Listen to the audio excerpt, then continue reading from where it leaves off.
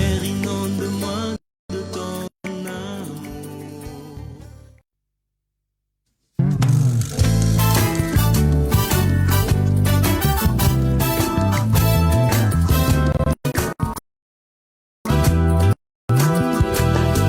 Père, inonde-moi de ton amour.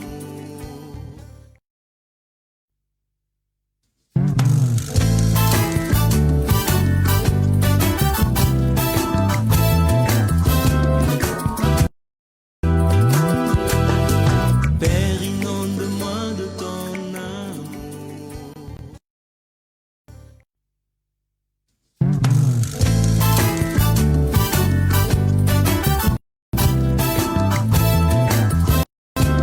Père, inonde-moi de ton amour. Père, inonde-moi de ton amour.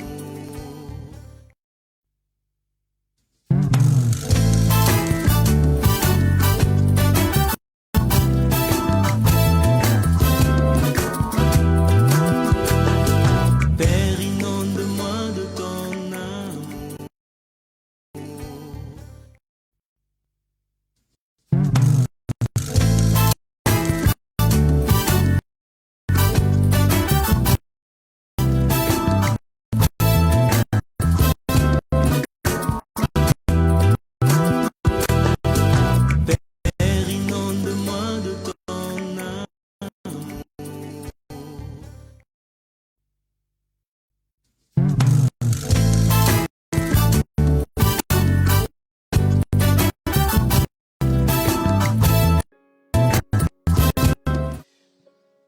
Bonjour bien-aimés dans le Seigneur, bonsoir, ça dépend de l'heure à laquelle vous nous suivez. Nous saluons la présence de Mama Wiva, nous saluons la présence de Mama Evelyne Grace Kabunji, Mama Lina, que Dieu te bénisse. Nous saluons la présence de Daniel Bongwa, que Dieu te bénisse Daniel. Et vous êtes nombreux, faites-vous remarquer en écrivant quelque chose. Nous sommes là dans le cadre de notre programme d'enseignement et nous bénissons le Seigneur parce que nous cheminons très bien et Dieu nous fait beaucoup de bien au travers de ces choses ici. Manifestez-vous, j'aimerais vous voir pour vous saluer aussi. Je ne vois pas encore le commentaire. Yeah. Merci d'être là nombreux, encore une fois. Et hier, nous avons introduit notre sujet. Alors, pendant que vous êtes là, vous pouvez partager la vidéo avant qu'on entame l'enseignement. Partagez la vidéo. Partagez la vidéo, partagez la vidéo, partagez la vidéo. Nous saluons la présence du pasteur Jean-Claude. Nous saluons la présence de maman Guigui Binda. Nous saluons tous ceux qui sont là. Merci d'être là. Patrick Ndala. Yeah, gloire à Dieu. Nous sommes contents d'être ensemble. Excusez-moi, il y a la barbe qui me dérange un peu. C'est le confinement, la barbe pousse, les cheveux poussent. Donc, actuellement, on ne va pas au salon, on ne va pas... donc, c'est comme ça, on se débrouille comme ça. Et c'est une belle expérience, mine de rien, c'est une belle expérience. Nous bénissons le Seigneur pour ça, parce que la Bible dit en toutes choses, bénissez le Seigneur. Parfois, quand je regarde d'autres pasteurs en Europe ou aux États-Unis, quand ils font des lives, je vois avec beaucoup de cheveux comme je ne les ai jamais vus. Parfois, ça fait rire. Et nous bénissons Dieu pour tout ça. Nous bénissons Dieu pour tout ça. Donc, donc si tu étais de ceux qui critiquent, ceux qui laissent les cheveux et qui passent devant les gens, au moins une fois, tu vas expérimenter ça. De passer devant les gens avec beaucoup de cheveux, sous contrainte. Dieu est merveilleux, Dieu est merveilleux. Et la Bible dit, c'est tout ce que vous faites, faites-le pour la gloire de Dieu. Et nous laissons aussi la barbe pour la gloire de Dieu. Nous laissons les cheveux pour la gloire de Dieu. Et au moment opportun, nous allons le couper. Alors, nous avons commencé notre dernier sujet de cette série qui est intitulé « Les jugements ». éternel. Le jugement éternel. Nous saluons également la présence de Patrick Bassoumé, Pat Bass. Que Dieu te bénisse. Merci d'être là encore une fois avec nous. Partagez la vidéo, partagez dans votre profil, partagez dans votre statut, partagez et le Seigneur nous fera du bien. Alors, je m'en vais rapidement lire notre premier texte, notre texte des bases de ces enseignements.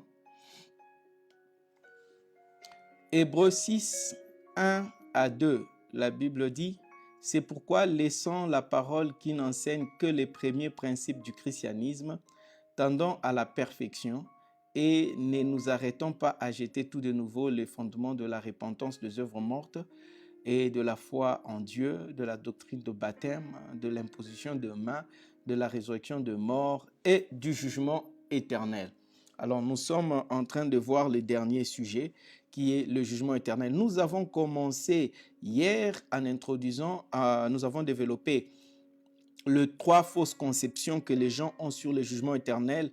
Les gens qui croient que non, à cause du sang de Jésus qui a tout effacé, le jugement éternel ne sera qu'une formalité. Nous avons donné des réponses par rapport à la Bible dans 2 Corinthiens 5, 17. L'apôtre Paul démontre que nous serons jugés par rapport à tout ce que nous faisons, bien ou mal. Et la deuxième fausse conception, c'est qu'après la conversion, les œuvres ne servent à rien. Et nous avons balayé cela aussi en démontrant par les Écritures que Dieu nous a créés, selon Éphésiens 2, 8 à 10, Dieu nous a créés pour les bonnes œuvres afin que nous les pratiquions. Donc, il a préparé des œuvres afin que nous les pratiquions. Et nous avons démontré que la pratique de ces œuvres-là n'est pas inutile. Il y a un prix après, il y a une récompense qui va avec. Et la troisième, c'était travailler pour la récompense conduit à l'orgueil et fait qu'on ne travaille plus par amour, mais par intérêt. J'ai démontré que l'œuvre de Dieu, nous ne le faisons pas seulement parce que nous aimons le Seigneur, mais parce que nous avons en vue une couronne. Et la Bible nous montre tous les héros de la foi, c'est parce qu'ils avaient en vue. Ils avaient en vue la couronne, ils avaient en vue la cité, ils avaient en vue, vous comprenez un peu, la rémunération, comme la Bible dit pour Moïse. Donc, ils regardaient à la rémunération et c'est ce qui leur a donné la capacité, la force de patienter et d'attendre. Vous voyez, si vous ne regardez pas ce qui vient après, vous ne pouvez pas maîtriser ce que vous faites aujourd'hui. La preuve, c'est que Adam et Ève ont commis l'erreur d'accepter le mensonge du diable parce qu'ils n'ont pas eu les yeux fixés sur l'avenir, les yeux fixés sur ce que Dieu avait dit. Vous comprenez?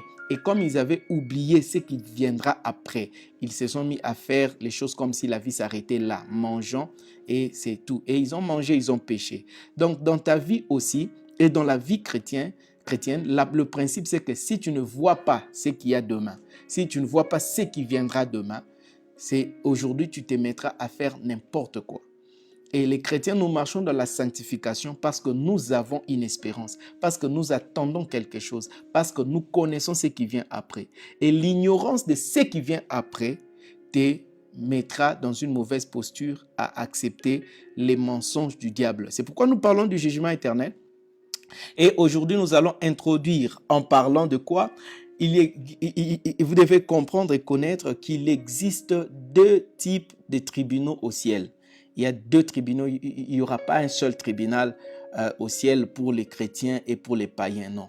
Les chrétiens seront jugés devant un tribunal que la Bible appelle Béma. Et les mots utilisés, c'est tribunal de Christ. En français, tribunal de Christ, Béma de Christ. Les mots Béma, c'est ce qui traduit le tribunal de Christ où se tiendra le jugement de justes, les jugements des chrétiens, les jugements des enfants de Dieu, ceux-là qui auront part à la première résurrection. Et puis, il y a un autre tribunal que la Bible présente dans Apocalypse 20, qui est le trône blanc, le grand trône blanc. Et c'est devant ces grands trônes blancs que se tiendra le jugement des pécheurs. C'est ce que nous allons voir aujourd'hui. Alors, commençons par le tribunal de Christ, appelé Béma, le tribunal de Christ, là où les chrétiens se tiendront. Aucun païen ne se tiendra dans ce tribunal pour être jugé. Les païens auront leur jugement, mais les chrétiens, eux, se tiendront dans le tribunal de Christ. Alors, qu'est-ce qui va se passer à Béma? Qu'est-ce qui va se passer au tribunal de Christ? 2 Corinthiens 5, 10, que nous avons déjà lu hier, que nous relisons aujourd'hui. 2 Corinthiens 5, 10, la Bible dit « Car il nous faut tous comparaître, tous là, ce sont des chrétiens. Ici, il n'y a pas de païens. Il nous faut tous comparaître devant le tribunal de Christ, Béma, afin que chacun reçoive selon les biens et ou le mal qu'il aura fait étant dans son corps. Les biens ou les mal, là, on est en train de parler des œuvres que Dieu a préparées d'avance, afin que tout celui qui reçoit les saluts les pratique. Et celui qui ne les pratiquera pas, nécessairement, il sera en train de pratiquer quelque chose d'autre qui n'est pas bien. Et à la fin, chacun devra rendre de compte et les uns auront la récompense, d'autres auront les sanctions ou la punition. Alors, avant de comparaître devant ce tribunal, il faut naître de nouveau. Il faut connaître Jésus comme son Seigneur et Sauveur avant la mort. Comprenez, pendant que tu es là, tu dois recevoir Jésus-Christ. C'est alors que tu peux, ton nom sera écrit dans les livres de vie. Ceux qui vont participer à ces tribunaux, c'est seulement ceux-là dont les noms sont écrits dans les livres de vie. Et les noms est écrit dans les livres de vie lorsqu'on reçoit Jésus-Christ comme Seigneur et Sauveur personnel. 1 Corinthiens 4, verset 5, la Bible dit ceci.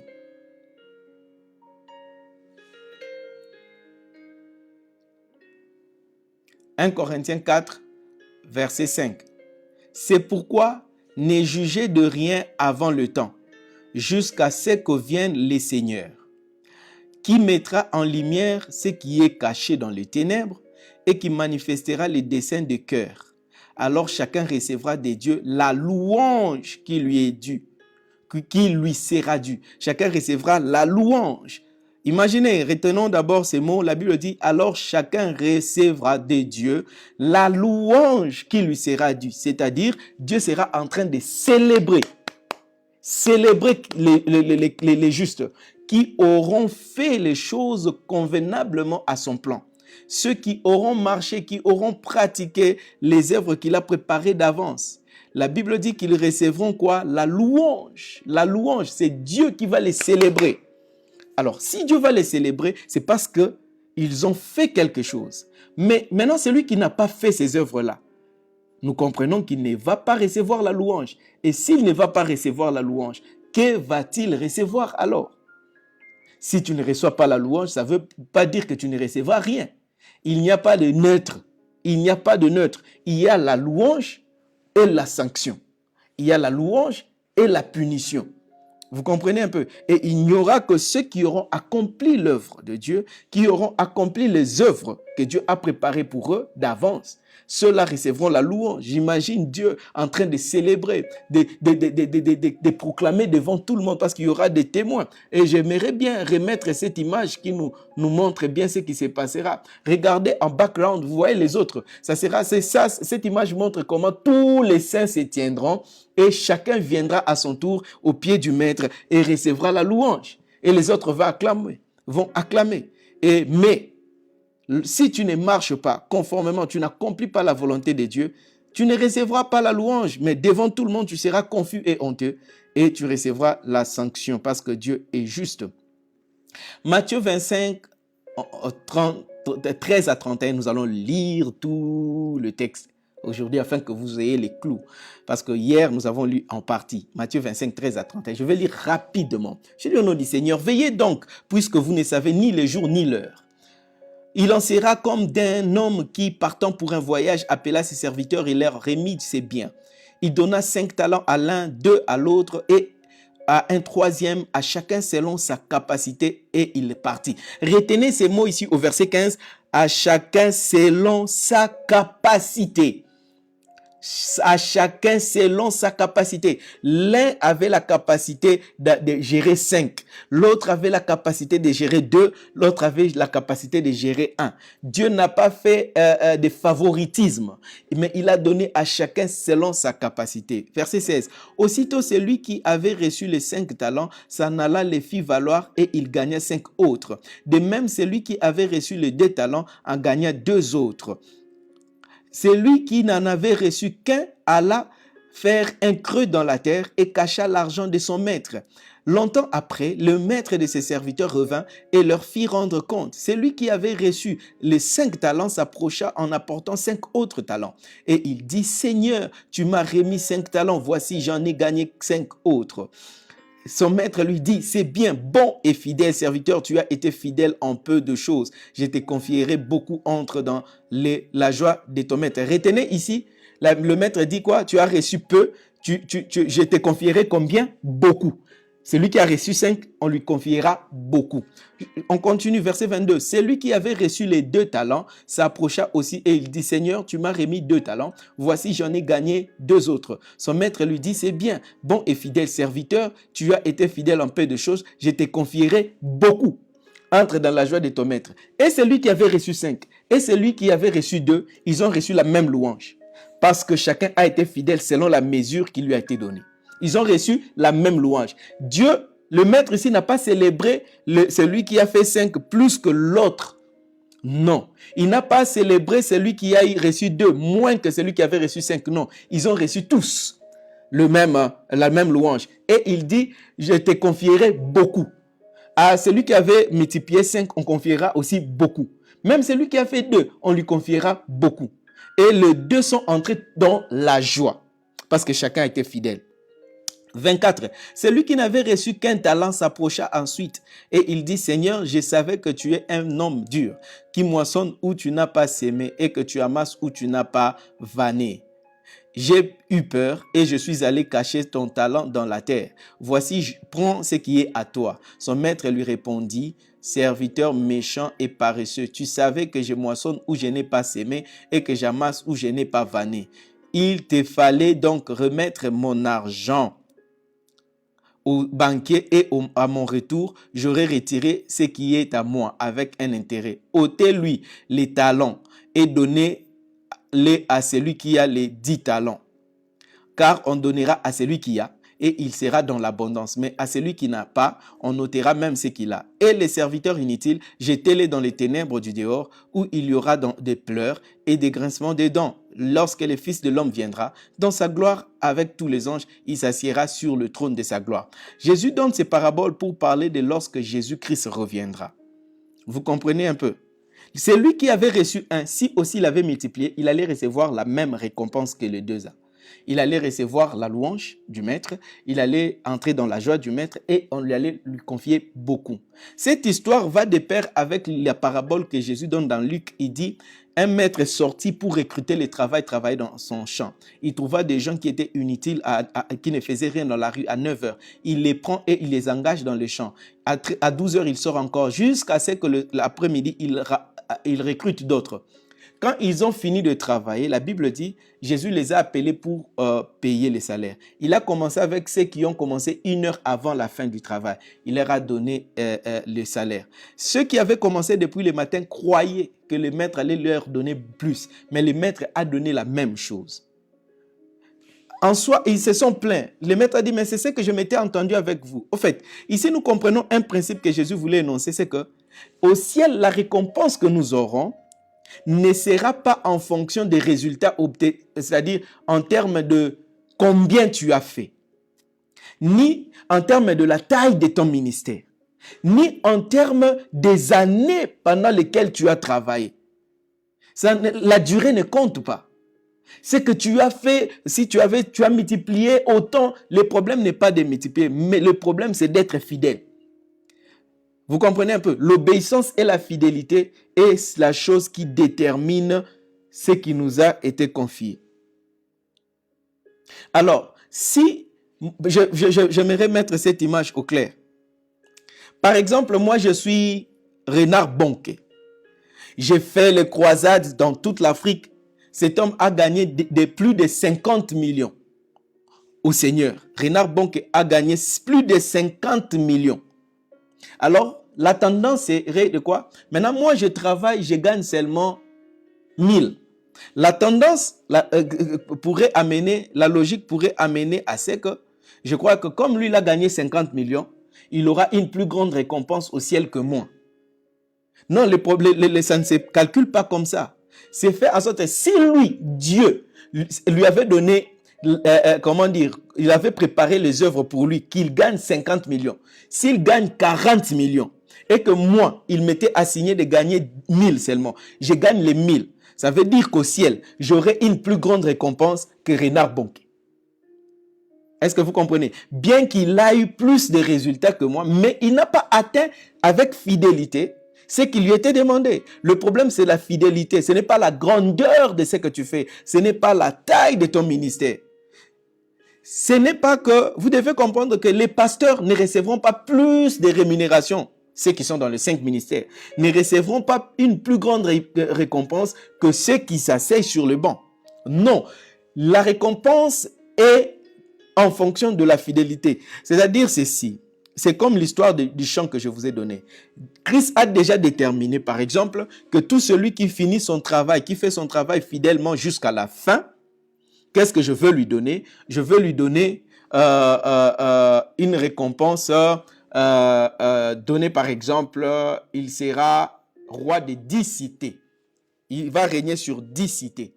Maintenant, ça c'est la récompense pour tout celui qui finit fidèlement son travail. Mais moi, il m'a été seulement donné de nourrir les pauvres, comme la mère Teresa, de nourrir le pauvre, de prendre soin des malades, et j'accomplis cette tâche-là fidèlement dans une communauté peut-être de 100 personnes. C'est-à-dire, quand j'irai au jugement, Dieu va me donner de dominer, de régner sur 10 cités.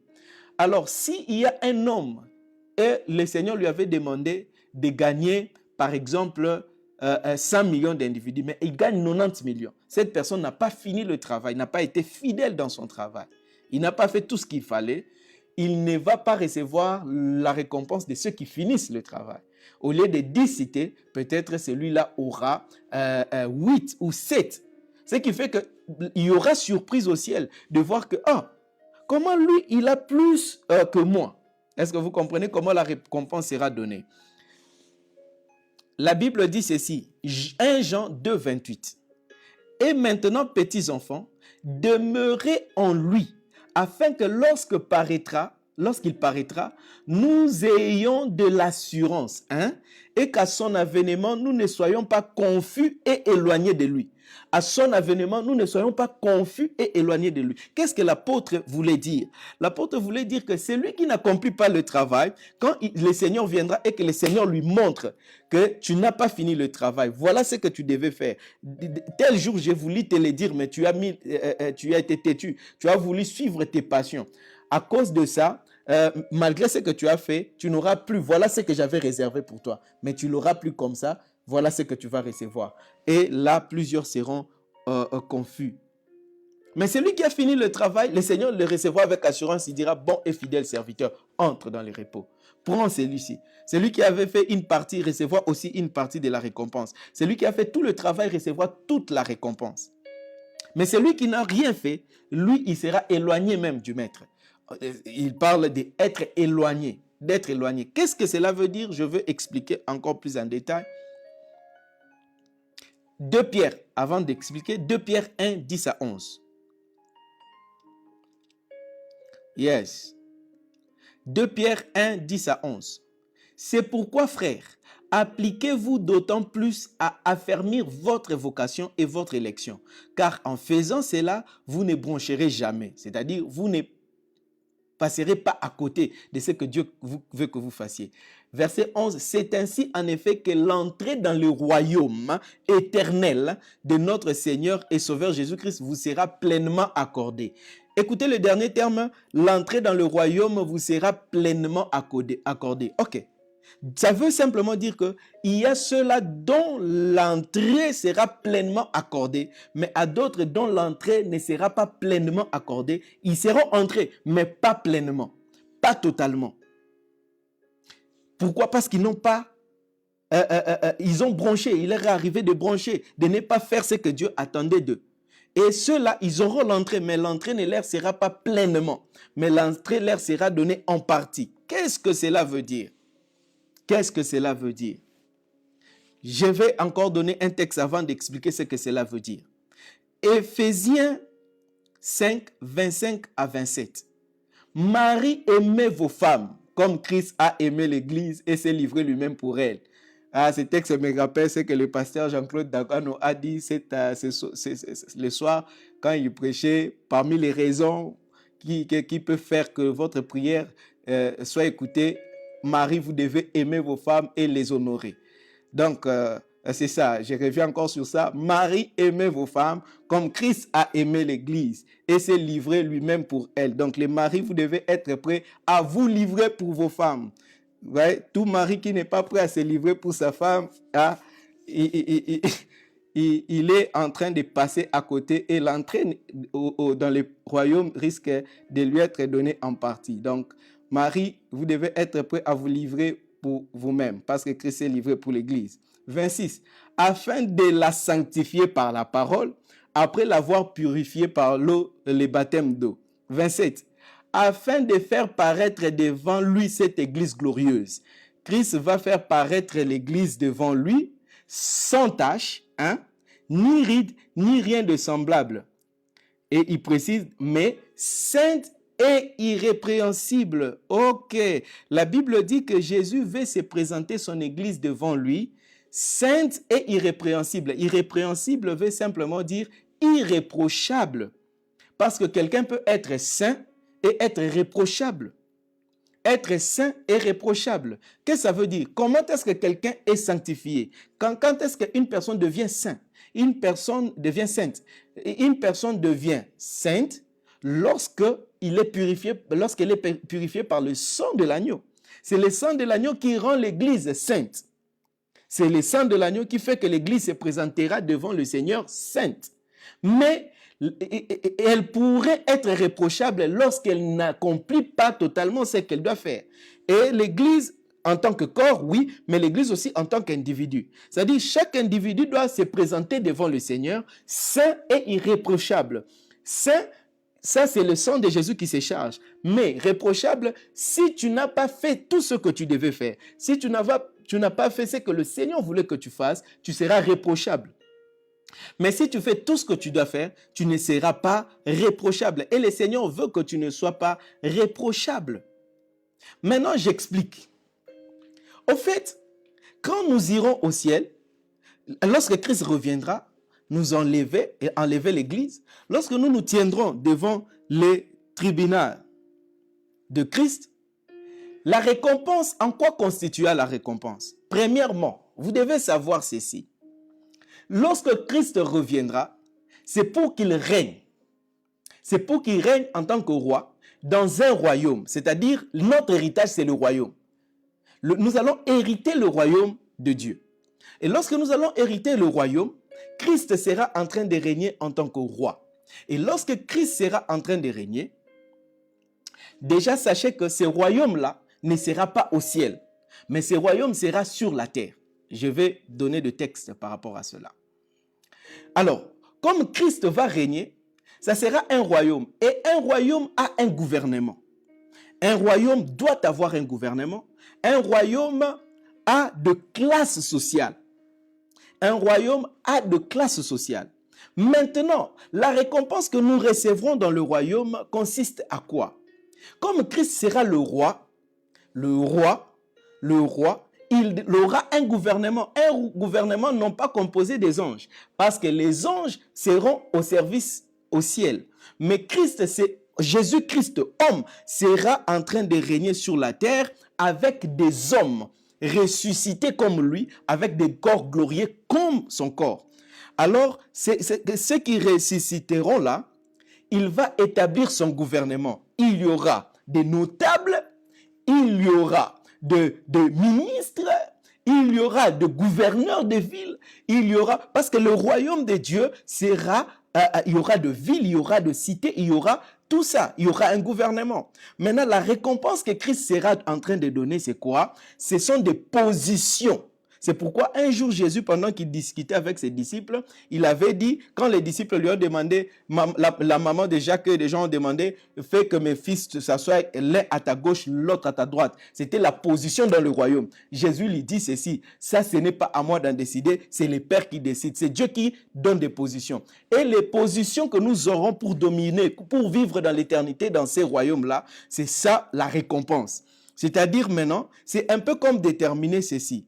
Si Jésus est le roi et il détermine la récompense. Tout celui qui finit son travail fidèlement, il recevra, par exemple, il sera notable. Il sera peut-être ministre ou il sera gouverneur. En train de gouverner peut-être 5 villes, en train de gouverner une ville, en train de gouverner. La récompense est déterminée comme ça.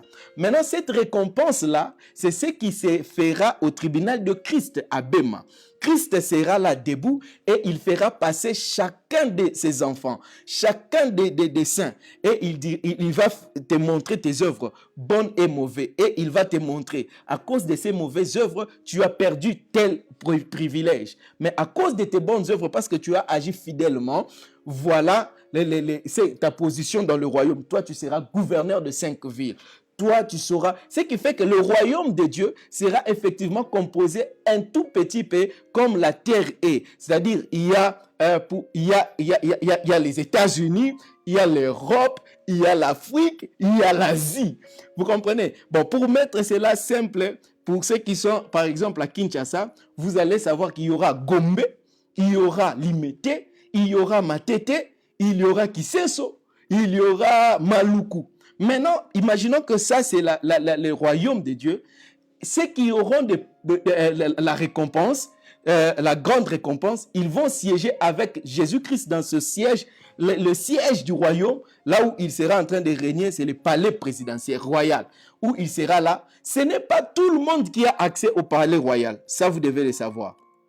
Et dans le royaume, il y aura ceux-là qui auront accès direct au royaume, mais il y a ceux qui vivront très loin. Ils seront en train d'habiter les Kisenso du ciel, les Kisenso du royaume des cieux. D'autres seront à Massina du royaume des cieux. D'autres seront à Maluku du royaume des cieux. D'autres seront à Limete du royaume des cieux. D'autres seront à Gombe du royaume des cieux. D'autres seront dans la cour du roi. Et c'est en cela qu'on constitue la récompense que nous aurons. Parce que la vie dans le royaume de Dieu sera la vie selon que Dieu l'a prévu les jours où il avait créé Adam et Ève. Nous avons eu la mauvaise conception qu'on sera au ciel en train de se louer. L'homme n'a pas été créé pour vivre au ciel. Nous irons au ciel en transition devant le tribunal de Christ. Et après le tribunal de Christ, nous descendrons pour vivre sur la terre. Je vous montre les textes. Avant cela, j'aimerais lire d'abord 1 Corinthiens 3, 12 à 17. Or, si quelqu'un bâtit sur ses fondements avec de l'or, de l'argent, des pierres précieuses, du bois, du foin, du chaume, l'œuvre de chacun sera manifestée. Car le jour les fera connaître, parce qu'il se révélera dans le feu. Et le feu éprouvera ce que l'œuvre de chacun. Si l'œuvre bâtie par quelqu'un, suivez bien, sur les fondements subsiste, il recevra une récompense. C'est-à-dire, au tribunal de Christ, quand nous soutiendrons là, Christ, ça sera comme le feu. Il va évaluer le travail de chacun. Si tu as été fidèle, ton œuvre subsistera. Si tu as travaillé selon la volonté de Dieu, ton œuvre subsistera. Et tu recevras la récompense. La Bible continue en disant, si l'œuvre de quelqu'un est consumée, c'est-à-dire tu as fait des choses vaines qui n'étaient pas dans la volonté de Dieu, selon toi, ou tu n'as rien fait, la Bible dit, si l'œuvre de quelqu'un est consumée, il perdra sa récompense. Pour lui, il sera sauvé. Il sera sauvé, mais comme au travers du feu. Okay, je sais que c'est un texte que beaucoup ne comprennent pas. En fait, ce texte concerne le jugement éternel. La Bible dit, il sera sauvé, bien que son œuvre brûlée. Il a perdu la récompense. C'est-à-dire, si sa récompense était qu'il soit gouverneur d'une ville dans le royaume, il ne sera plus gouverneur. Il aura une autre position dans le royaume. Il sera dans le royaume. Il vivra dans le royaume des cieux. Mais il perdra sa récompense. Et cette position-là de gouverneur qui lui était réservée sera donnée à quelqu'un d'autre. De la même manière qu'on a pris celui qui avait une pièce, on a dit, on prendra celui-ci, on l'ajoutera. Ce qui fait que ceux qui auront très bien fait leur travail, ils auront des surplus parce que beaucoup n'auront pas fait leur travail et tout ce que ils ont manqué de faire, les récompenses qui leur étaient réservées sera donnée comme bonus à celui qui aura fait son travail complètement. Et ce qui est intéressant, c'est que tu es au ciel, mais ce qui fera ta joie, là où la Bible dit entre dans la joie, il y a d'autres qui n'auront pas la joie totale parce que l'entrée ne leur a pas été donnée. Pourquoi? Parce que tu seras conscient que ceci, le Christ va te montrer, mon frère, ça c'était réservé pour toi, mais à cause de ce que tu n'as pas été fidèle, je l'ajoute à telle personne. Tu vois comment est-ce que la position ou la richesse ou les biens qui étaient prévus pour toi, être donnés à quelqu'un d'autre. Et tu vivras dans l'éternité, sachant que moi, en principe, je devais être gouverneur de 10 villes. Mais parce que je n'ai pas fini le travail, je suis gouverneur d'une seule ville. Est-ce que vous comprenez ça? Et écoutez-moi très bien. Oh my God. Est-ce que Dieu va effacer notre mémoire pour oublier tout ce que nous avons fait sur la terre? Non, non, non, non, non. Nous aurons notre mémoire et ça sera une occasion de célébrer le Seigneur. Nous nous souviendrons des souffrances qu'on a eues. Nous nous souviendrons, mais ça sera pour nous donner la joie. Nous remercierons le Seigneur pour tout ce qu'il a fait pour nous, pour tout ça. Et nous serons conscients que moi, j'ai raté cette opportunité. À cause, c'est l'éternité. Tu vivras dans l'éternité avec cette conscience-là. Que moi, je suis à Kisens du royaume des cieux, alors que je devais être à Gombe du royaume des cieux. C'est à cela que consiste la récompense que Jésus donnera. C'est pourquoi l'apôtre Paul parle de ça en termes de couronne. De couronne. Ça sera des positions, des classes sociales. Alléluia. Donc, faites tout que votre œuvre puisse subsister. Que votre œuvre puisse subsister. Ça, c'est ce qui constitue, l'œuvre de chacun. L'œuvre de chacun. Maintenant, nous serons là au tribunal de Christ. Et j'aimerais vous dire déjà que j'aimerais lire ça. Question. Aujourd'hui, je ne veux pas m'attarder sur l'autre point. Je crois j'aimerais qu'on en parle demain. Le grand trône blanc. Nous parlerons du grand trône blanc demain, là où les païens seront jugés. Alors, répondons maintenant à une question. Sous quelle forme serons-nous au ciel? J'aimerais dire au ciel, mais vous devez comprendre qu'il y a deux choses. Il y a le ciel et il y a le royaume de Dieu sur la terre que nous allons hériter. Je vais expliquer. Mais après cela, dans l'éternité, sous quelle forme nous serons? Sachez ceci. Dans l'éternité, nous aurons la forme humaine rendue parfaite. Nous ne serons pas des anges, des esprits. Non. L'homme, quand on parle de l'homme, ce n'est pas un esprit sans corps. Quand on parle de l'homme, c'est un esprit qui a été placé dans un corps. Et si tu enlèves le corps, tu n'es plus homme, tu es esprit. On peut t'appeler je ne sais pas quoi, mais tu n'es plus homme. Peut-être ange et tout ça. C'est pourquoi Jésus, pour nous donner cette image-là, il est mort. Dieu est venu et a pris la forme de l'homme. Pour avoir la forme de l'homme, pour être homme, il faut avoir la chair. Et Christ a eu la chair. Dieu a eu la chair et est devenu homme. Il est mort et il est ressuscité avec le corps. Et il est allé au ciel avec le corps parce qu'il reviendra avec ce même corps.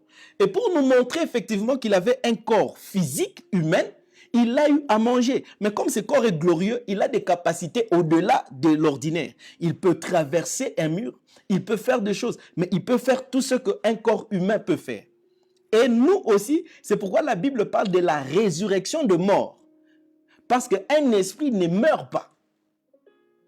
Un esprit s'endort. Et quand l'esprit quitte le corps de l'homme, l'esprit de l'homme va s'endormir. Et on parle de la résurrection parce que nos corps doivent revenir à la vie. Ceux qui seront morts, leur corps reviendra. Je parle bien de leur corps humain. Mais ça aura porté la gloire. Et nous vivrons à l'éternité comme étant des humains. Selon la pensée originelle de Dieu pour l'homme. Quelle est la pensée originelle de Dieu? Ce n'est pas que l'homme vive au ciel. Le ciel, ce n'est pas l'habitation de l'homme. Le ciel, c'est réservé aux êtres célestes. L'homme est un être céleste. C'est pourquoi Dieu va créer de nouveaux cieux et une nouvelle terre. Et c'est sur cette nouvelle terre que l'homme vivra. L'homme ne vivra pas au ciel. Donc, dans l'éternité, nous aurons des corps physiques qui aura tout ce qu'un corps physique a eu. Je lis 1 Corinthiens 15, 51 à 52. 1 Corinthiens 15, 51 à 52. Voici, je vous dis un mystère. Nous ne mourrons pas tous, mais tous nous serons changés. En un instant, en un clin d'œil, à la dernière trompette, la trompette sonnera et les morts ressusciteront incorruptibles et nous serons changés. Vous comprenez, ceux qui seront vivants au son de la trompette, ils seront changés et ils recevront un corps humain, mais dans la gloire comme le corps qu'avait Adam. Imaginez, Adam était un homme dans la gloire. C'est pourquoi il ne pouvait pas voir la nudité. La gloire de Dieu le couvrait. Il ne pouvait pas tomber malade. Adam pouvait nommer tous les animaux, une capacité intellectuelle élevée. Adam pouvait converser avec Dieu facilement. Adam, parce qu'il avait ses corps glorieux. Ses corps glorieux. C'est comme ça même Adam et Ève pouvaient parler avec les serpents, avec les animaux. Parce qu'ils avaient une capacité extraordinaire. Mais c'était des humains avec chair.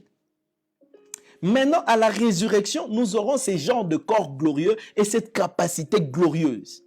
Mais sans corruption, sans aucun péché, tel que Adam était au commencement. Et c'est dans cet état-là que nous vivrons dans l'éternité.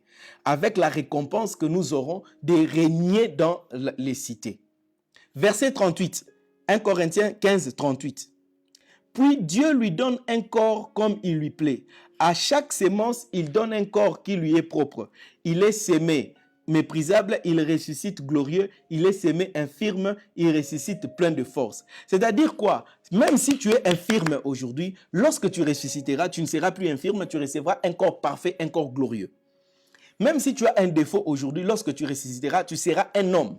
Nous ne deviendrons jamais des anges. Nous ne deviendrons jamais des esprits volants, restant là au ciel, en train de louer, de chanter comme les anges, parce que chaque fois qu'on donne l'image des anges, les anges sont en train d'adorer.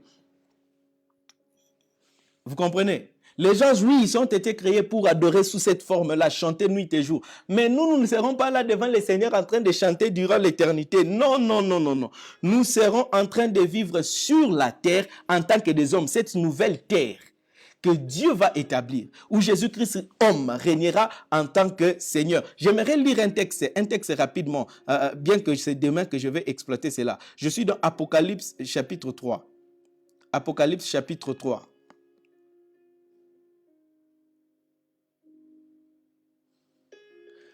Chapitre 3, verset 21. C'est lui qui vaincra, ici c'est le Seigneur qui dit, c'est lui qui vaincra, je le ferai asseoir avec moi sur mon trône. Comme moi j'ai vaincu et me suis assis avec mon Père sur son trône. C'est-à-dire quoi? Actuellement, tel que nous parlons, Jésus est assis sur le trône du Père, à la droite du Père.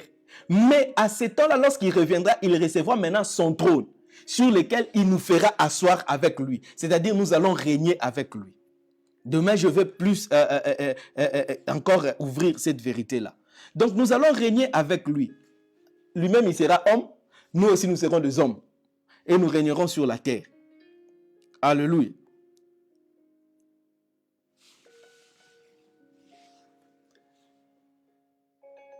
Deuxièmement, oh my God, deuxièmement. Avant d'entrer dans ce deuxièmement, j'aimerais dire quelque chose. Comme nous régnerons dans une cité en tant que des hommes, c'est-à-dire nous vivrons vraiment comme des hommes. L'intention de Dieu, ce n'est pas que l'homme vive comme un ange. Non, non, non, non, non. L'intention de Dieu, c'est que l'homme vive comme un homme. Et quelle est l'intention de Dieu pour l'homme? Ce n'est pas le péché qui a fait en sorte que les hommes se marient et mettent les enfants. Non. Ce n'est pas le péché qui est à la cause des mariages. Ce n'est pas le péché qui est à la cause de manger et boire. Non. Ce n'est pas le péché. Le péché a causé une seule chose. Les habits pour couvrir la nudité. Le péché n'a causé qu'une seule chose.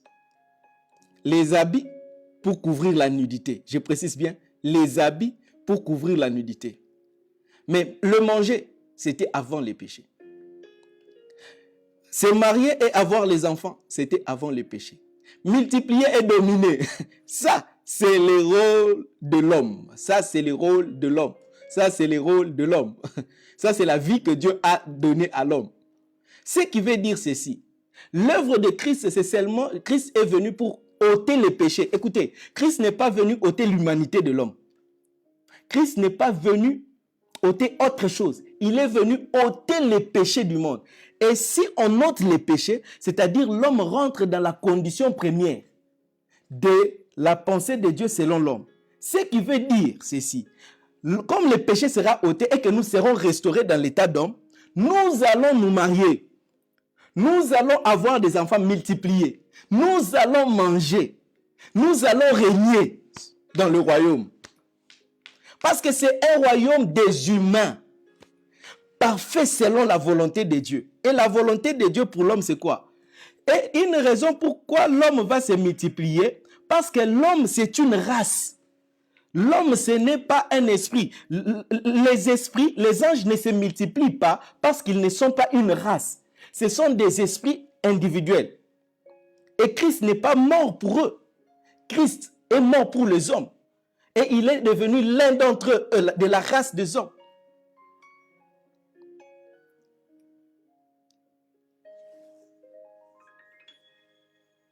Alléluia. Donc, dans la vie éternelle, nous allons accomplir les plans parfaits de Dieu pour l'homme. C'est-à-dire, il y aura de mariage. Mais pas de mariage imparfait, comme ça est maintenant à cause du péché. Chaque homme sera comme Adam. Il aura son Ève qui sortira de son côte. Chaque Adam aura son Ève. Avec qui ils feront des enfants selon la pensée de Dieu. Tout sera parfait, parfaitement aligné dans la pensée de Dieu. Le planning familial, ce sera selon la pensée de Dieu. Est-ce que vous comprenez ça? Nous serons en train de manger parce que la nourriture, le corps de l'homme, Dieu a créé les plantes, les fruits et tout le reste là pour que l'homme mange, jouisse de cela. Nous ne mangerons pas parce que nous aurons faim. Non, il n'y aura pas de famine. Le manger sera une fonction parmi les choses pour jouir de ce que Dieu a fait. Et maintenant, le royaume sera établi, il y aura des cités et il y aura des villes où maintenant nous aurons des positions. Et chacun maintenant recevra la récompense selon la position. Ce qui fait que d'autres seront un peu plus riches que d'autres, d'autres seront un peu plus pauvres que d'autres, parce qu'il dit, amassez-vous des trésors au ciel. Donc, ça parle en termes de richesse. Donc, ça sera vraiment une vie réelle. Tu vois la vie, ça sera vraiment la vie. Nous ne serons pas là comme l'image que nous avons eue dans l'église, on est au ciel. Nous ne serons pas au ciel, nous ne vivrons pas l'éternité au ciel. Non, nous serons sur la terre. Est-ce que vous comprenez ça? Écoutez, 2 Pierre 3,13, pour que vous compreniez encore. 2 Pierre 3,13, écoute ce que l'apôtre dit. Mais nous attendons selon sa promesse de nouveaux cieux et une nouvelle terre où la justice habitera. Une nouvelle terre. Les cieux restera pour Dieu et les êtres célestes, et la terre sera donnée comme héritage aux fils des hommes. Et le Christ sera en train de régner comme roi sur son trône. Et nous serons là, bien-aimés, nous serons en train de vivre. Quand je te dis vivre, ça sera vraiment vivre. C'est-à-dire, tu te réveilles le matin, tu manges.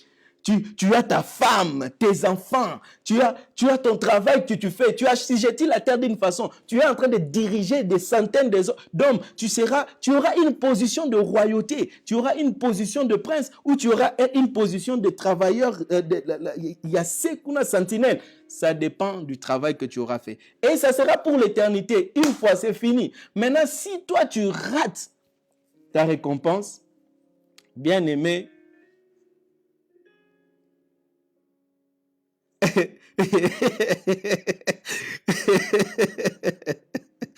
Omer me dit qu'il enseigne ça. S'il prêche ça quelque part, on va le tuer. Omer, c'est la Bible. Nous n'attendons pas le ciel. Écoutez, lorsque Christ reviendra sur les nuées, il va nous prendre, le jugement va se passer au ciel. Le jugement va se passer au ciel. Nous irons au ciel, parce que la Bible dit nous allons monter. Nous irons au ciel devant le tribunal. Et lorsque le tribunal ça sera pour répartir ce qui va se faire sur la terre. Et nous allons descendre afin de régner maintenant sur la terre. L'homme n'a pas été créé pour vivre au ciel. L'homme n'a pas été créé pour mener une vie d'ange. L'homme n'a pas été créé pour vivre comme un esprit. L'homme a été créé pour manger, boire, se marier, avoir des enfants, travailler. Et ça, c'est la gloire de Dieu. Ça donne gloire à Dieu. C'est une race. Alléluia. Alléluia. Donc, vous voyez que rien que le fait de comprendre ça, c'est ce qui peut permettre à quelqu'un qui vient de se convertir, s'il sait ça.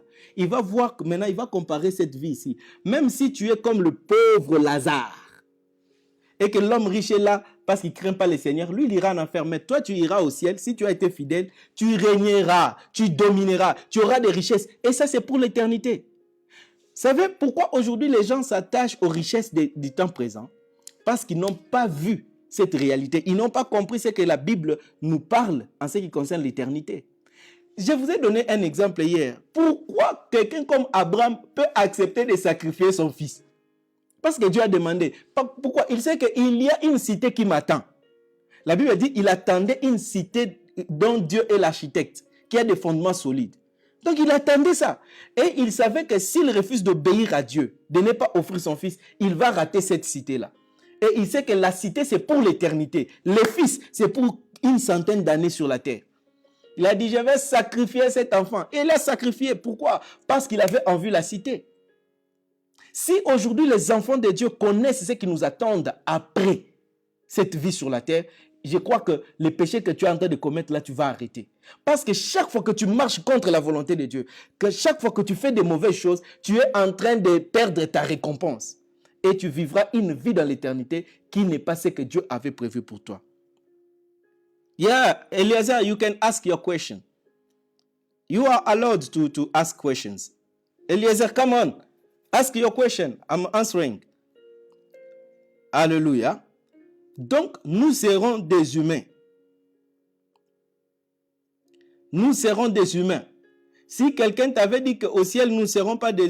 disons, dans l'éternité, nous ne serons pas des humains. Non, non, non, non, non. Dieu nous a créés humains. C'est pourquoi il va nous ressusciter. Yohari Kiboko, you can ask your question. Tu peux poser ta question. Question de Daniel Bongwa. L'Ève qui viendra de moi dans l'éternité sera ma femme ou bien mes enfants? Bien sûr, chacun aura sa femme. Chacun aura sa femme. Chacun aura sa femme. Chacun aura sa femme et il aura des enfants parce que l'intention de Dieu dès le commencement, c'est que l'homme multiplie. Il n'est pas bon que l'homme soit seul. Frère, nous serons des hommes avec toutes les facultés des hommes. Yes. Parce que Jésus-Christ et le salut que nous avons reçu, c'est que Jésus est venu ôter seulement les péchés. Il n'est pas venu ôter notre humanité. Nous resterons des hommes, nous rentrerons seulement dans le plan original de Dieu. Donc, nous aurons des femmes selon la volonté de Dieu. Tous les mariages qui sont faits sur la terre ici, ce sont des mariages faits selon la chair. Selon la chair et selon la vie présente qui n'est pas parfaite. Mais là, tout à zéro, la vie parfaite. Et personne ne regrettera. Parce que ça sera tellement parfait que personne ne regrettera. Alléluia. Nous aurons des enfants. Nous aurons... Il n'y a aucun texte qui contredit ça. Il n'y a aucun texte qui dit que nous ne serons pas des humains. Non, non. Mais tous les textes... Je vous ai donné 2 Pierre seulement. Nous attendons un nouveau ciel et une nouvelle terre. Et nous serons là en train d'habiter sur la terre, non pas comme des robots, mais comme étant des humains, selon les plans de Dieu.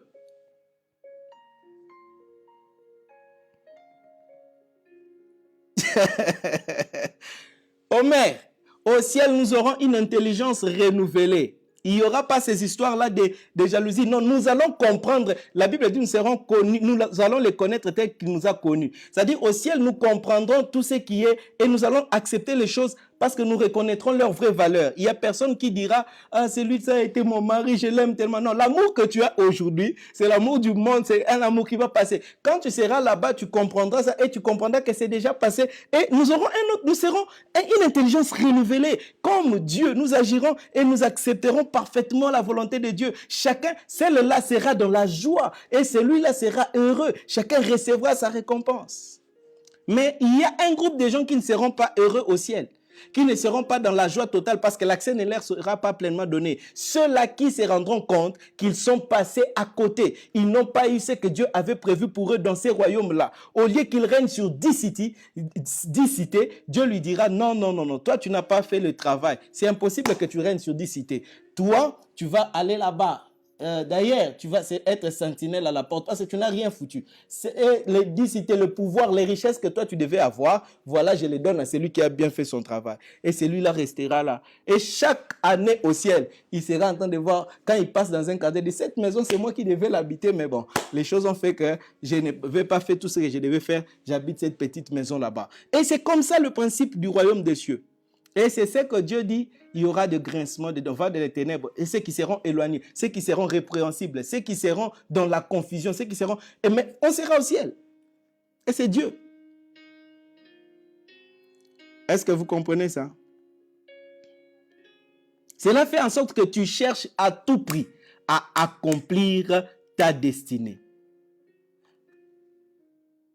Alléluia.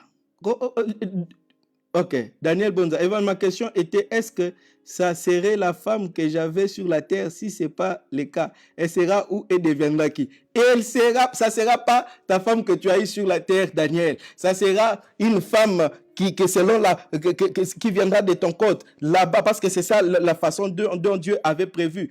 Et ça sera une femme que Dieu a prévue pour toi dans la perfection.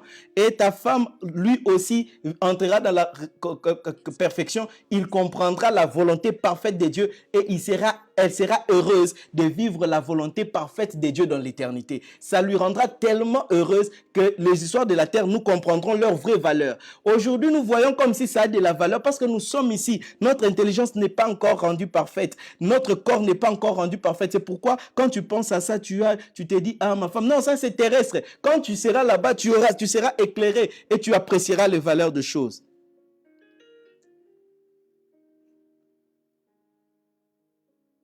Exact. Au fait, quand la Bible dit nous serons devant Dieu nuit et jour, écoutez, il faut donner le texte et je vais t'expliquer ce que ça veut dire. Nous serons en train de vivre pour la gloire de Dieu. Écoute, même ici, pendant que nous sommes sur la terre, celui qui obéit le Seigneur, il est en train de vivre devant la face de Dieu et Dieu est en train d'être célébré. Adam et Ève vivaient devant la face de Dieu alors qu'ils étaient dans le jardin. Mais le jour où ils ont péché, ils se sont cachés de cette face de Dieu devant laquelle ils vivaient. Et quand la Bible dit la table sera dressée, tout ça c'est pour montrer l'héritage que nous aurons dans l'éternité. C'est-à-dire nous serons à la table du Seigneur, nous serons en train de vivre avec lui dans le royaume pour l'éternité, en train de jouir.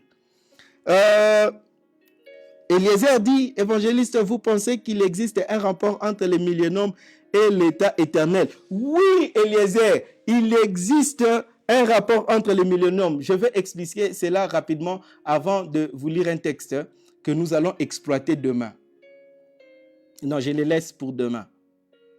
Je les laisse pour demain. Là où Jésus dit, dans Matthieu 22, 29 à 30, Jésus leur répondit, vous êtes dans l'erreur parce que vous ne comprenez ni les Écritures, ni la puissance de Dieu. Il dit, car à la résurrection, les hommes ne prendront point des femmes, ni les femmes de Marie, mais ils seront comme les anges dans les ciels, de Dieu dans le ciel. Je vais expliquer ce que Jésus voulait dire.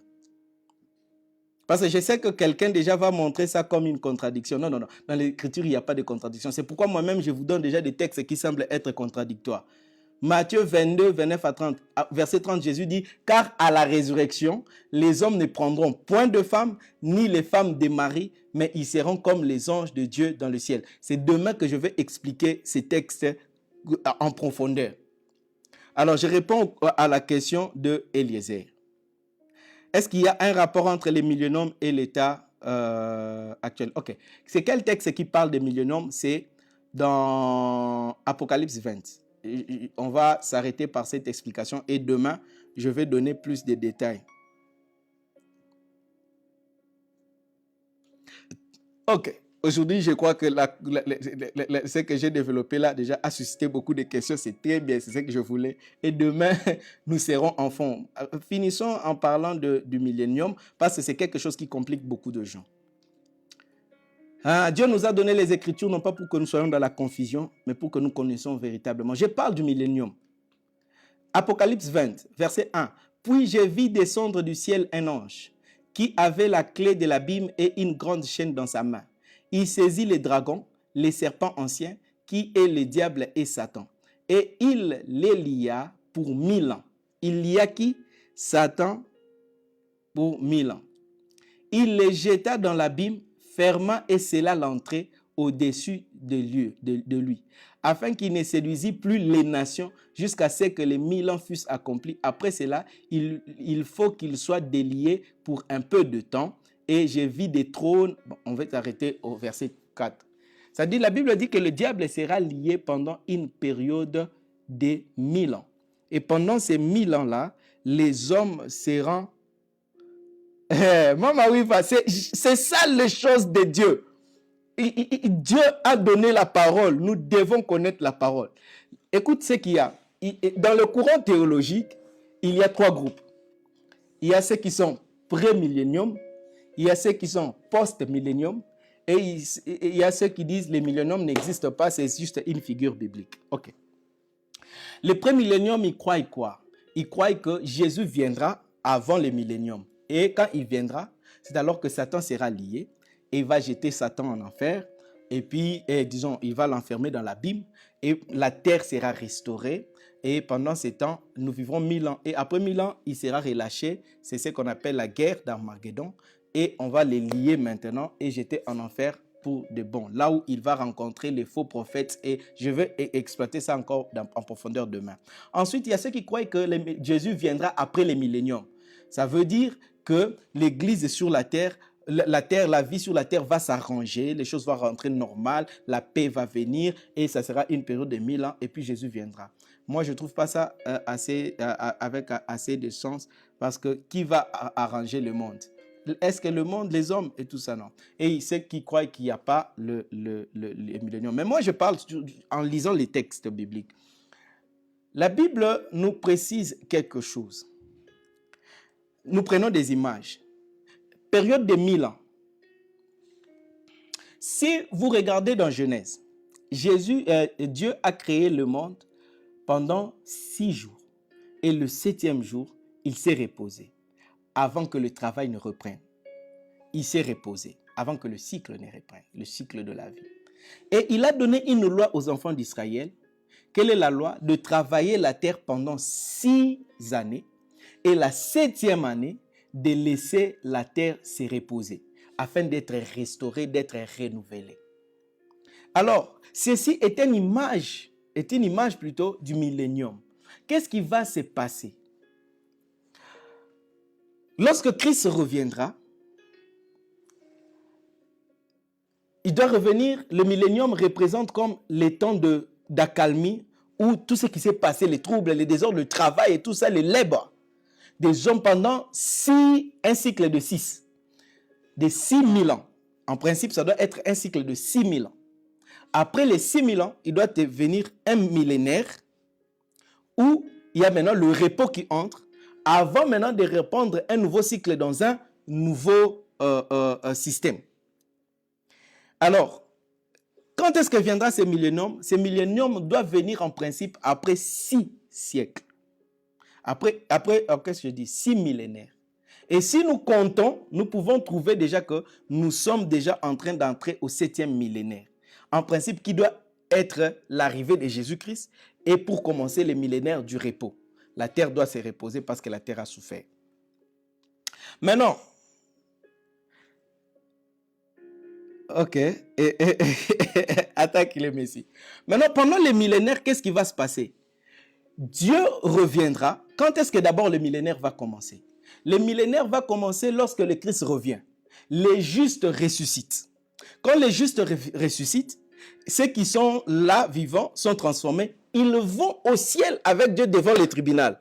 Et pendant ces temps-là qu'ils seront, c'est alors que tout ce qui est décrit dans Apocalypse comme fléau commence à frapper. Un quart de la terre tombe, la lune, parce qu'on doit balayer toutes les choses. Il y aura destruction, il y aura des étoiles qui tombent, l'église ne sera pas là, l'église sera au ciel. Ça sera un peu pour mettre fin à la vie sur la terre, à l'ancienne vie. Et quand cela se terminera, Dieu aura tout détruit. Après cela, il y aura maintenant une nouvelle terre qui viendra. Et il y aura un nouveau ciel, c'est-à-dire le ciel, quand on parle de ciel, le ciel que nous voyons aujourd'hui, un nouveau système. Et c'est sur cette terre-là que nous reviendrons maintenant, établis avec Christ comme roi, afin de dominer. Et cette vie-là va durer pendant 1000 ans. Je crois qu'aujourd'hui, on est déjà en train d'aller vers la fin. Demain, je vous donnerai beaucoup plus de détails sur ça. J'avais réservé ça pour demain. Aujourd'hui, je voulais d'abord m'attarder sur le jugement et la récompense. Mais je donne quand même une pensée par rapport à ça. Et pendant le millénium, nous régnerons avec Christ. Et après ces 1000 ans-là, le diable sera relâché, comme la Bible dit. Comment on dit, la Bible le dit ici.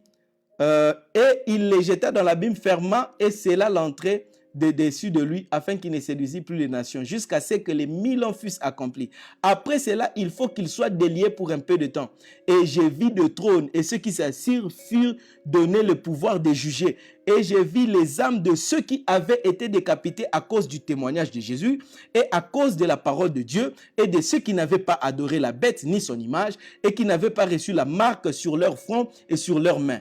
Ils revinrent à la vie, et ils régnèrent avec Christ pendant 1000 ans. Ils régnèrent avec Christ pendant 1000 ans. Ça parle de la résurrection de mort, de cette période où nous allons régner avec Dieu sur la terre. L'année de repos, l'année sabbatique, où l'homme prendra un certain repos. Après cela, je continue la lecture, les autres morts ne revinrent pas point à la vie, jusqu'à ce que les 1000 ans fussent accomplis. C'est la première résurrection. Les autres morts, on est en train de parler maintenant de pécheurs, des païens qui sont morts sans Christ. Parce qu'ils sont tous morts et d'autres sont morts pendant la destruction de la terre. Ils ne vont pas ressusciter eux. Et ils vont attendre la fin du millénaire. C'est là que le trône blanc sera établi pour les juger. Ils seront ressuscités pour être jugés. On en parlera demain. Donc, le point, c'est pourquoi j'avais mis ces points-là pour demain. Pour expliquer le millénium, pour expliquer ce qui va se passer. Et après le millénium, ça sera le trône blanc. Là où les pécheurs seront jugés. Mais les enfants de Dieu, ils vont avoir part à la première résurrection. Et la Bible dit ceci, heureux et saints ceux qui ont part à la première résurrection. La seconde mort n'a point de pouvoir sur eux. C'est-à-dire, la seconde mort, c'est la mort éternelle. La mort dans l'affaire n'aura pas de feu sur eux. Mais la Bible précise, ils seront sacrificateurs de Dieu et de Christ. Et ils régneront avec lui pendant 1000 ans. C'est-à-dire, ils seront en train de régner. C'est là où je parle de la récompense. Et après les 1000 ans, les païens vont ressusciter pour être jugés et jetés en enfer. Écoute maintenant verset 7. Quand les 1000 ans seront accomplis, après les 1000 ans, Satan sera relâché de sa prison.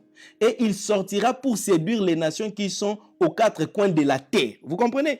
Nous serons où? Sur la terre des hommes. Gog et Magog, afin de les rassembler pour la guerre. Leur nombre est comme les sables de la mer. Ceux-là qui viennent avec le diable viendra avec son armée. Et ils montèrent sur la surface de la terre. Ils montèrent sur la surface de la terre. Pourquoi? Parce qu'ils étaient dans l'abîme. Le diable et ses acolytes, ils étaient dans l'abîme. La Bible dit, et ils montèrent sur la surface de la terre et ils investirent les camps des saints et la ville bien-aimée. Mais un feu descendit du ciel et les dévora, et le diable qui les séduisait fut jeté dans les temps de feu et de soufre. C'est là maintenant que le diable va en enfer. Où sont la bête et les faux prophètes? Parce que les faux prophètes dont on parle ici, je vais vous expliquer ça demain. La bête et les faux prophètes dont on parle dans Apocalypse 11. Les faux prophètes qui s'élèvera. La bête qui s'élèvera et qui fera souffrir les saints, qui amènera même la marque de la bête. Maintenant, le diable va le rejoindre et ils seront tourmentés jour et nuit au siècle de siècles. C'est là que l'éternité commence. Maintenant, comme ils ont quitté l'abîme, qui était une prison temporaire, pour attendre les jugements après 1000 ans, ils seront maintenant jetés en premier en enfer. Comme ils sont jetés en premier en enfer, verset 11, puis je vis un grand trône blanc, vous comprenez? Et celui qui était assis dessus, la terre et les ciels s'enfuirent devant sa face. Et il ne fut plus trouvé de place pour eux. Et je vis les morts, les grands et les petits, qui se tenaient devant le trône. Des livres furent ouverts. Tu vois, là maintenant, les morts dont on parle ici, j'avais expliqué, ce sont les païens qui sont revenus. Et des livres furent ouverts et un autre livre fut ouvert, celui qui est le livre de vie. Et les morts furent jugés selon leurs œuvres, d'après ce qui était écrit dans ces livres. La mer rendit les morts qui étaient en elle. La mort et les séjours de mort rendirent les morts qui étaient en eux. Et chacun fut jugé selon ses œuvres. Et la mort et les séjours de mort furent jetés dans les temps de feu. C'est la seconde mort, les temps de feu. C'est pourquoi dans l'éternité, il n'y aura plus de mort. La mort ne sera plus là, les séjours de mort ne seront plus là, parce que Dieu va prendre de la mort. Et les séjours de mort, il va les mettre aussi dans les feux. Et c'est alors que l'éternité commence. Quiconque ne fut pas trouvé écrit dans les livres de vie fut jeté dans le temps de feu. C'est à ce moment-là que les pécheurs reçoivent leur jugement et leur condamnation. Et là, la période de 1000 ans s'arrête et un nouveau système commence pour l'éternité où l'homme vit en parfaite communion avec Dieu pour l'éternité. Voilà un peu pour expliquer en bref les milléniums. Donc, les milléniums, c'est l'état intermédiaire entre l'enlèvement de l'Église, lorsque l'Église revient et s'établit sur la terre. Quand l'Église s'établit, le diable sera lié et ses démons, ils seront tous liés. De telle sorte qu'il n'y aura plus de tentation, il n'y aura plus rien pendant un temps. Et nous vivrons pendant 1000 ans. Et pendant ces 1000 ans-là, Dieu sera juste en train d'établir maintenant, c'est-à-dire l'implémentation du système du royaume. Qui va diriger combien de villes, qui va régner comment, qui va faire comment. Dieu va établir ce système-là. Et après les 1000 ans, quand les 1000 ans ça sera l'année sabbatique, le millénaire de sabbat. Et après ces 1000 ans-là, les morts, ceux qui sont morts sans Christ, imaginez, ils seront pendant 1000 ans dans les séjours de mort. Waouh! Il ne faut pas être là-bas. C'est-à-dire, si tu n'as pas Jésus-Christ dans ta vie aujourd'hui, pendant les 1000 ans, tu seras dans les séjours de mort. Pendant que nous qui avons reçu Jésus-Christ, parce que les morts en Jésus ressusciteront, nous serons sur la terre, je précise, nous serons sur la terre, pas au ciel. Nous serons sur la terre pendant 1000 ans, en train de jouir avec notre Dieu, en tant que sacrificateur de l'Éternel, en tant qu'enfant de Dieu, à l'état d'homme parfait. Pendant 1000 ans. Et au bout de 1000 ans, alors le diable maintenant, Dieu va donner l'ordre à l'ange, libère le diable pour qu'il aille maintenant pour la punition éternelle. Quand le diable va sortir de l'abîme, il croira qu'il aura la capacité de tromper encore les hommes. Mais quand ils viendront, parce que les hommes auront déjà le corps de gloire qui ne peuvent pas être corrompus, alors Dieu va envoyer le feu et le diable sera pris et jeté dans le temps de feu pour l'éternité. Et nous, maintenant, nous continuons à vivre dans l'éternité. Vous allez voir que ce sont des enseignements simples, mais que les gens ont essayé de rendre compliqués en prenant telle position ou telle position, alors que les textes sont clairs. Demain, je reviendrai là-dessus avec plus de détails. Aujourd'hui, j'ai voulu juste éclairer la question de mon frère Eliezer pour lui montrer que oui, il y a une différence entre l'éternité et le millénium. Le millénium, c'est le temps avant que les païens ne soient jugés, qu'ils soient définitivement jetés en enfer. Alléluia. Donc, voilà un peu. Mais nous, je synthétise un peu ce que j'ai dit aujourd'hui. C'est que le tribunal de Christ sera un lieu pour les chrétiens, ceux qui auront eu part à la première résurrection. Parce que la deuxième résurrection, c'est pour les pécheurs. La première résurrection, et nous irons au ciel, devant le tribunal où nous recevrons la récompense. Et pendant que nous irons au ciel, il y aura destruction de la vie sur la terre afin qu'un nouveau système soit établi qui va demeurer pendant les 1000 ans. Où la terre, la vie sur la terre sera dans les conditions originelles du début. Lorsque Adam était sur la terre, où l'homme avait la capacité de vivre pendant plus de 1000 ans. C'est comme ça Adam a vécu 930 ans. Ouais, c'est le péché qui a coupé. Mais nous vivrons pendant ces 1000 ans-là.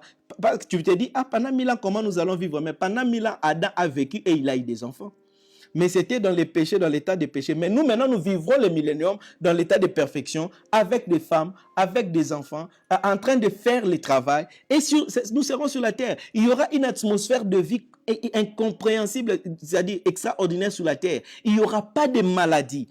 Il n'y aura pas comment dire, de souffrance. Les bêtes sauvages seront dominées par l'homme. Le lion sera comme un chat. L'homme lui dit, viens. Ça sera comme dans les jardins d'Éden. L'homme lui dit, viens. Si tu veux changer le nom du lion, tu vas demander à Dieu, Seigneur, je veux changer un peu le nom. Ça dépendra aussi de l'autorité que tu auras dans le royaume. C'est pourquoi accomplis ton œuvre pour être haut placé. De la même manière, les anges sont classés en position. Il y a des archanges, il y a des anges inférieurs, il y a des anges inférieurs, il y a des anges inférieurs. Nous aussi, parce que c'est Dieu. Dieu est un Dieu d'ordre. Et nous ne pouvons pas être tous là, tous au même niveau, tous de la même manière. Non. Maintenant, nos positions dépendront de l'œuvre que nous faisons alors que nous sommes ici sur la terre. C'est pourquoi tu as intérêt, mon frère, à chercher la face de Dieu pour connaître la volonté de Dieu. Toutes les questions suscitées aujourd'hui, moi-même je vous ai donné les textes de Matthieu, toutes les questions suscitées aujourd'hui, parce que je sais qu'aujourd'hui ça a suscité beaucoup de questions à cause des choses que vous avez entendues ici et là. Mais vous avez votre Bible avec vous, mes frères. Vous savez, pourquoi moi je n'ai pas peur? Beaucoup de pasteurs, je vous dis, beaucoup de pasteurs ont peur de prêcher sur ces choses par crainte de péchés, de fausseté. Mais alors que la Bible est là.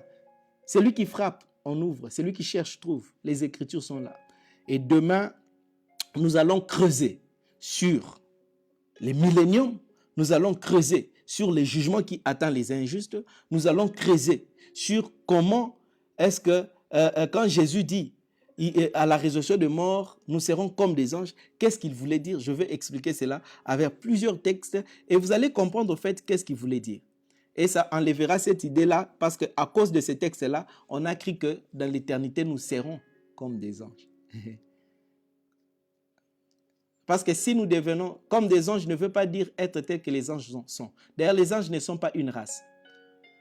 Les anges sont des individus. C'est pourquoi Jésus ne pouvait pas mourir pour les rachats des anges. Sinon, il doit mourir pour un ange à la fois et il doit mourir autant de fois selon le nombre des anges. Mais les hommes, comme c'est une race, il y a les sangs, la lignée du sang. Ils meurent pour les hommes une fois pour toutes. C'est toute la race qui est purifiée. Parce que nous sommes liés. Et Christ a reçu une position plus élevée que les anges. Et nous sommes en Christ. Et si nous devons être comme les anges, c'est comme réduire le travail de Christ. Nous sommes supérieurs aux anges. Parce que nous sommes en Christ qui est supérieur aux anges. Nous sommes son corps. Je vais détailler ça demain. Pourquoi Christ et qu'est-ce que Christ avait dans sa pensée quand il parlait semblable comme les anges. Nous allons bien l'exploiter demain. Donc pour aujourd'hui, nous nous arrêtons là. Que le Seigneur vous bénisse. Merci pour vos questions. Vous avez été réactifs. Vous avez été intéressants aujourd'hui. Et je sais que ceci a réveillé quelque chose dans vous. Oui, pour que vous allez lire votre Bible. Donc, allez encore lire Apocalypse 20. Réalisez ça. Et demain, nous revenons pour exploiter encore et répondre aux questions qui sont floues avec des textes bibliques. Que mon Dieu vous bénisse et que mon Dieu vous accorde de vivre pour la récompense. Que mon Dieu vous aide à avoir en vue la récompense qui est à venir, mes frères et sœurs. Je prie au nom de Jésus que mon Dieu vous soit favorable cette nuit alors que vous dormirez, que ce qui n'a pas été clair pour vous soit éclairé davantage. Et lorsque nous reviendrons demain, que le Seigneur vous donne de comprendre mieux et que cela change votre vie dès à présent et pour l'éternité.